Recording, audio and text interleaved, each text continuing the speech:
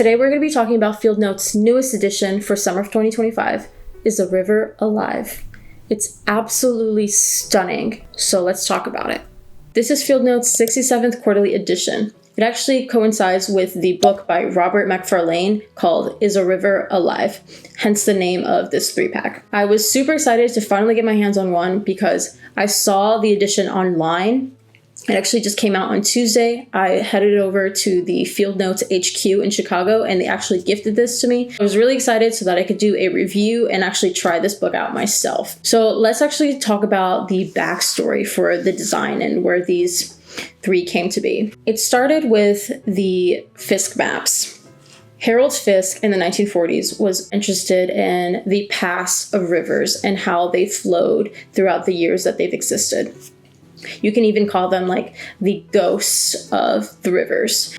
So using that as inspiration, Robert Macfarlane asked Stanley Donwood, who has actually done art for him on other series in Field Notes and for his books as well. So Stanley Donwood is a brilliant artist. He does all the covers for Radiohead, which I think is really cool. So they got the inspiration from the Fisk maps to create this beautiful design of the rivers. And actually one of the cool things about this book here is you can actually feel the texture. So it wasn't just printed, it was embossed.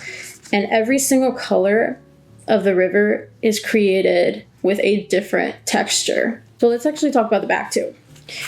Every single book has a different quote. So this one says, "The river's song is the song of songs, sung in spirals and stars and roars and other notes beyond hearing. Robert Macfarlane is a river alive." This one is actually my favorite, which is why I put it in the middle.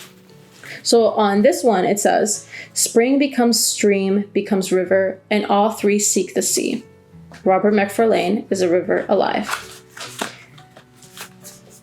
This one also has the embossing with different colors, different textures, and it's really nice because when you look at it, all you want to do is just follow the river, and I like to also feel it as well. So on this one's a little bit different because it doesn't have any different colors. So this one represents when they were actually figuring out the design for these. So they took, I believe it was clay. They took some clay and created these river designs on it. And there's actually a photo of the original that they created. And this is the photo. And instead of just printing it, with ink on here, they actually wanted you to feel what it felt like. And then the Field Notes lettering here is actually very raised as well.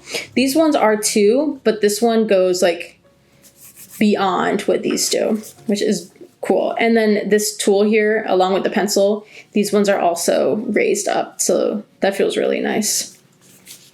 I think this one's really unique because, like I said, it was the inspiration. They wanted to figure out how they wanted to make the Fisk maps come to life so that they could create the cover of Robert Macfarlane's book, Is a River Alive? Oh, and I forgot to mention, this one also has a quote on the back that says, "Rivers are easily wounded, but given a chance, they heal themselves with remarkable speed. Their life pours back. Robert Macfarlane is a river alive." One of the things I love about Field Notes is it's not just a notebook, but it's a story. When I first saw the design for this, it just looked like a print, but I was really interested in the colors. But then seeing it in person and being able to feel it, it makes so much more of a difference, I think. So these books are lined graph paper. It's just the typical Field Notes paper that most of their books come with. It's nice and thick. I almost feel like this paper is a little thicker than the usual paper that comes with each book. Oh, and it's actually really cool because on the inside, because it's embossed on this side, you can feel it over here too. Feels about the same as the other Field Notes. The staples here, they usually kind of change the staples depending on the edition. So the design art, these ones are white staples. And I actually just found out that Field Notes doesn't use individual staples. They use I think it's a wire a wire and somehow they staple it through the wire. I'm not exactly sure how it works, but I think it's cool that they don't use just individual staples. And then another cool thing is you can see how this line here kind of loops through the field notes, like the wording. You see that? This one does it really nicely as well, because it actually goes through like the N and then into the O and out. These books are the lined graph paper. I've actually never really used the graph paper before. I have heard people say that they love the graph paper because before they only used line, which is pretty typical if you're a writer. But the graph paper almost makes you want to start drawing. And I do love drawing. It's one of the things that I'm into occasionally, but I don't do it very often. So I think this will be very, very fun for me to, feel motivated to actually draw something rather than just writing. If you don't already have a field notes, I highly recommend you try them out. They're just different than other pocket notebooks. They have such personalities and the artwork is just beautiful. They do collaborations with different artists everywhere, and I think that's really, really nice. I do have a 10% discount code below, so if you order something, you'll get 10% off your first purchase. I recommend this one, but they have an array of different options that you can try out.